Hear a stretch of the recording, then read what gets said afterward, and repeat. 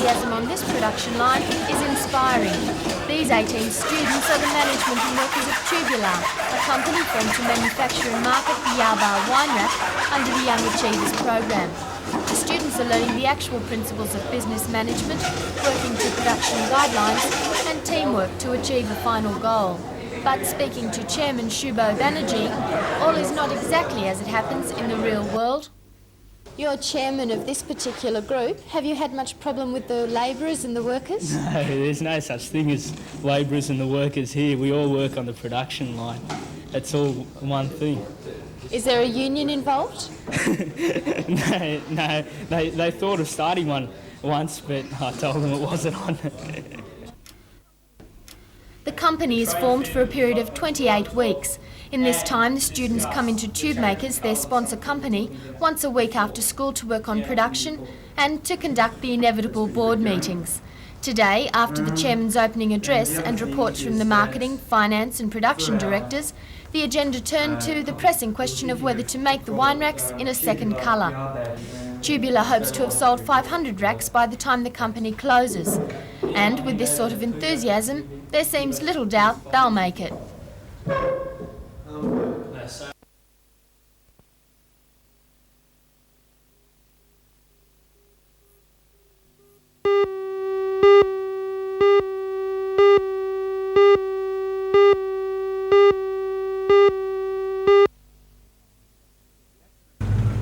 The accident happened at about 4 o'clock this morning and was noticed by two men passing in a sedan. Police say this blue panel van had left the road, crashing through the safety rail and landed in the water 7 metres from the roadway. The driver, a man in his 20s, was found floating near the vehicle. He died instantly. The passenger was taken to Royal Newcastle Hospital and is now in a satisfactory condition. Police believe there may be a second passenger involved and have asked the public for assistance with their inquiries.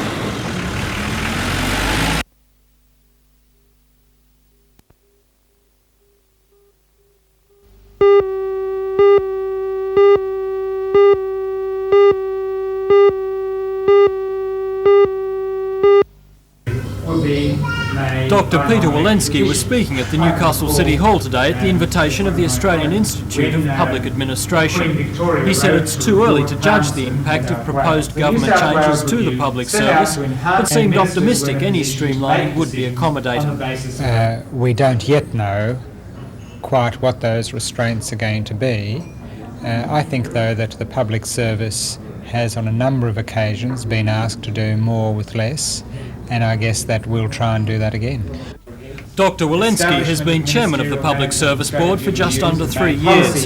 He has a string of university degrees, was Gough Whitlam's principal private secretary, and has been an advisor to the OECD and the World Bank on administrative reform and social policy issues. He says that the impact of government changes to the public service should be clearer after the budget in August. Well, I think at this stage there are a range of options that the government is looking at, and I think quite a number of them are positive and will streamline the public service, but we've still got to wait and see what decisions are taken.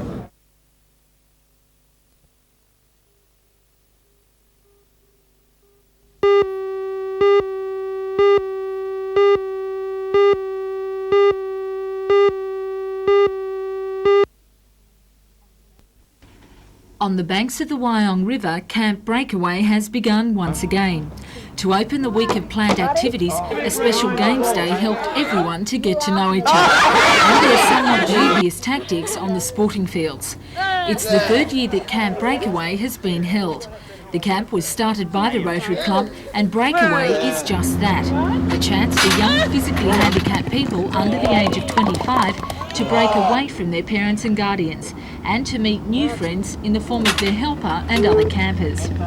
Teamwork is what the week is all about, but today it was each sportsman for himself. And judging by the results, nobody really minded if the rules were slightly bent, because according to some competitors, 2 hands are better than 1.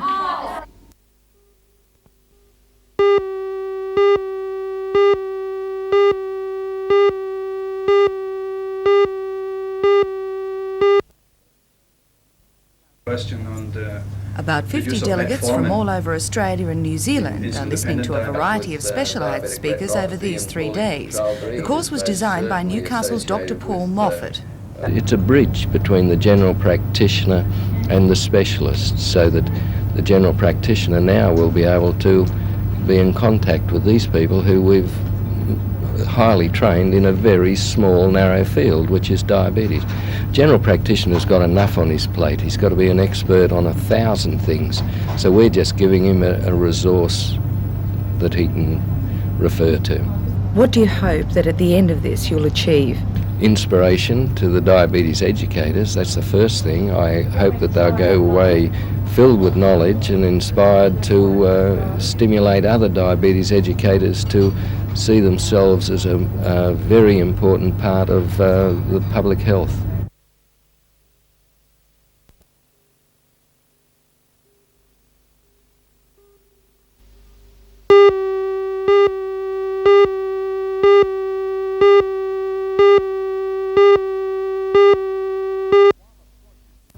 Koala Produce, the proud child of Meredith and Stephen Lang, is innovative. Drip irrigation replaces the more conventional spray, reducing the risk of disease and increasing the efficient use of water.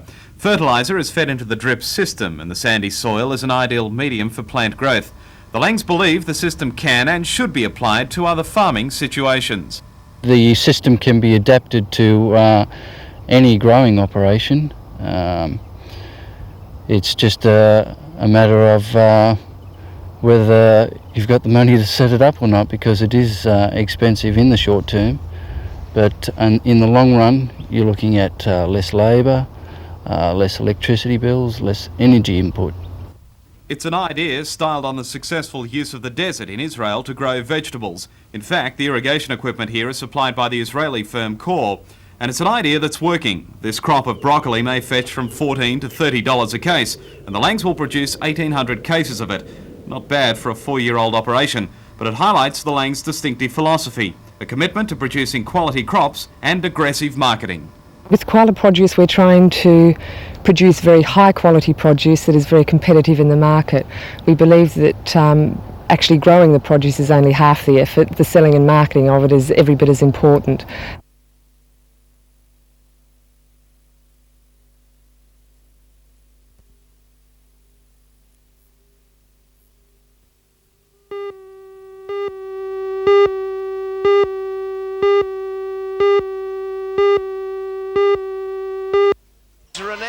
Shooter Dalgleish. They want the to keep Cannons him well are a hot marked outfit. outside of the It's been strengthened this year with the addition of former Geelong star James Crawford, who's now fitted into the game plan of coach Bobby Turner. Throw in the Australian captain and playmaker, the General Phil Smythe, the Snake Herb McGeechan, Mel Dalgleish, Jamie Kennedy, Tim Morrissey, and the super tall Andy Campbell, and you have a basketball team. They are 10 and 4, and that speaks volume. The Falcons can do it in attack, especially if Mike Johnson hits a streak from outside. Their best player, Wayne McDaniel, will have a busy night, as will other strong defenders Ian Robilliard, Jim Moran and Buster Matheny. We look forward to an exciting match. Right on target once more.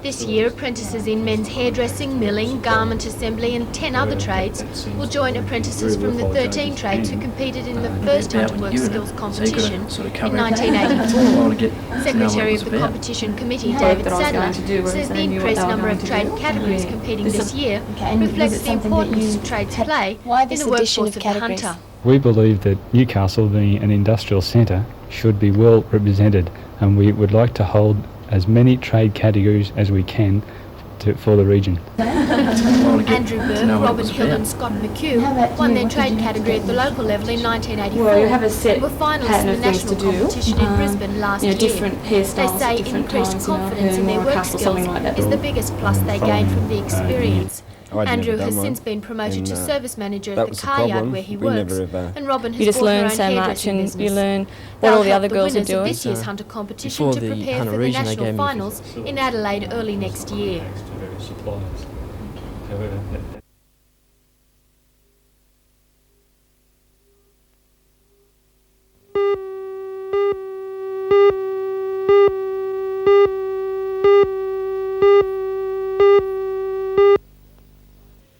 The Tamworth Dairy Society went into receivership in September last year with total debts of $10.8 million. In April this year, a meeting of unsecured creditors voted to sell the business by tender. The tenders closed early this month. Today, the receiver manager, Mr. Errol Chant, announced the land and buildings, plant and equipment and business owned by the Tamworth Society had been sold to the Hunter Valley Cooperative. The tender price was $5,425,000. On top of this will be the value of stock, which is expected to be about $800,000 when the business is taken over on the 1st of September. The sale of the Dairy Society to a Hunter-based factory is likely to draw some criticism from people who believed it should have remained in local hands. Errol Chant, though, says there's no right for sour grapes. The locals had their chance to keep the factory locally owned.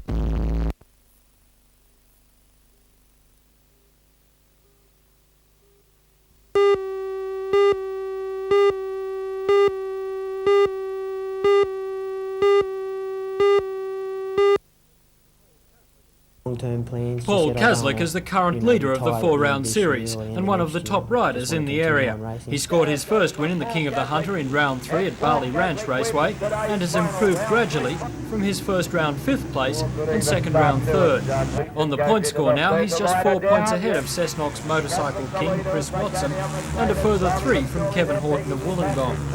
But both these riders will miss the weekend. Watson is in Europe representing Australia and Horton is injured. And so Kaslik is in a very good position to win his first King of the Hunter this Sunday. I haven't won as many races as Chris just yet because Chris has been in it a lot longer and he's been in the senior ranks of short circuit racing for longer than what I have, so he's reached the top level of what he could not go no further. So how far are you hoping to go? As far as Chris Watson, hopefully, which is you can't do no better at all. Win everything.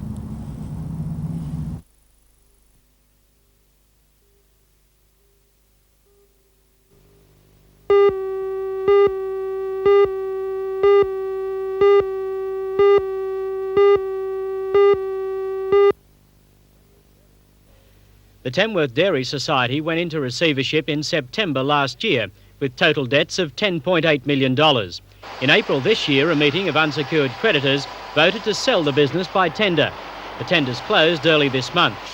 Today, the receiver manager, Mr. Errol Chant, announced the land and buildings, plant and equipment and business owned by the Tamworth Society had been sold to the Hunter Valley Cooperative. The tender price was $5,425,000.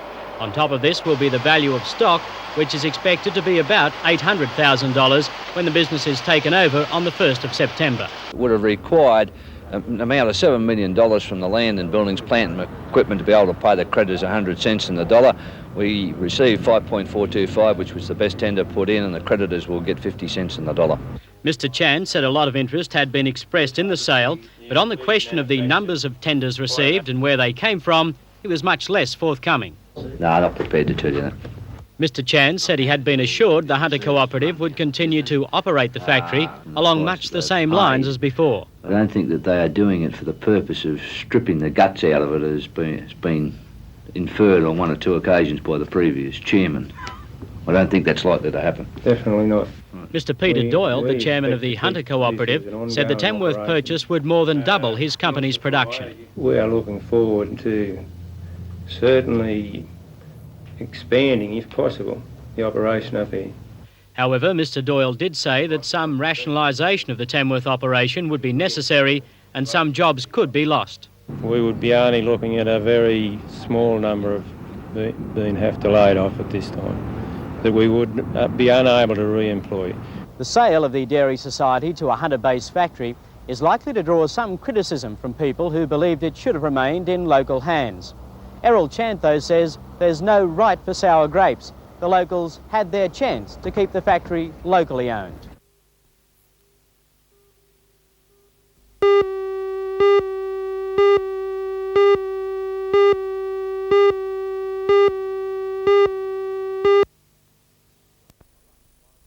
Graham Mullane was today preparing to leave the King Street law practice that he himself established, leaving it in the hands of his partners. At 39 years of age, Mr Mullane has been a practising solicitor for 15 years, specialising in litigation or court work.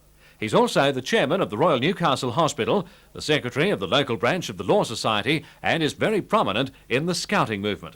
On top of all that, he finds time to devote to his wife and 3 children aged from 8 down to just 1. Mr Mullane says the appointment will mean changes to his lifestyle, but he'll be just as busy and have just as many challenges. And he isn't daunted by the spate of violent attacks on the court and its judges.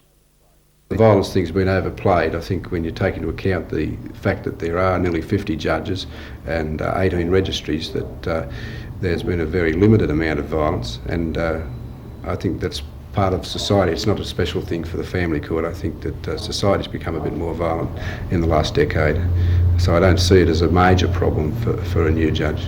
What do you think? What new fresh ideas will you be bringing to the family court in Newcastle? I don't know about fresh ideas, but I think I have certain strengths, perhaps all-round experience in litigation in other courts as well as the family court, and also an interest in efficiency and seeing the system work well. And Newcastle's got a very good tradition in that area. The registry here is renowned for being one of the best in the country.